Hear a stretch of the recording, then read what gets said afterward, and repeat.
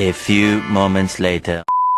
Hi! Ganda-gandahan nga dyan ang habibi mo, girl. Yes, after 10 days, nakalabas din ang ate mo, girl. Habang pasiting pretty nga tayo dito sa likod, Siyempre, picture-picture, video-video. Ay, talaga naman. Pero sa totoo lang, nauulaw na ako dyan. Pero mimit ulaw ko ditan. Tapos lama ikawa, nak, tiangot na, ilugan na, ito amok nagbangsi. Uray ko lang mat maisarwa, tapos nagtutukil pa ay lingit ko. Nyamat tal. So, nakarating na kami sa venue, sa side lang to ng Kingdom Tower, dito sa Novotel. Hilong-hilong ako dito at feeling ko, was na yung lakas ko. Tapos sa napipinig sana ay aircon, talaga mo.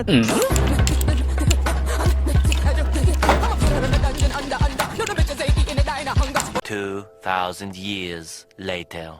So after nga ng pag-ikot-ikot namin para mahanap yung kwarto ng client, so dito na kami and ready na ako mag-set up ng mga gamit. Yes, opo, ako na din nag-ayos ng gown ng bride. Nilagay ko na dun sa may dulab. Tapos yan yung white na yan, yung nilalagay sa ulo ng bride. Tapos itataas ng groom. Tapos sasabihin ni father na you may now kiss your bride. Wow, sana all. So after 5 hours, I think 5 hours or 6 hours, natapos din. Syempre, hindi mawawala ang mirror selfie, mirror shot, and everything. So ano na bang sit ka? Umay katbait agbabang luka. Libre lang ay ta. Yes, so Rabi editan and paawit kami. Medyo windy at dusty dito sa labas. Ayan lang for today's reels. Bye! Take care and goodbye.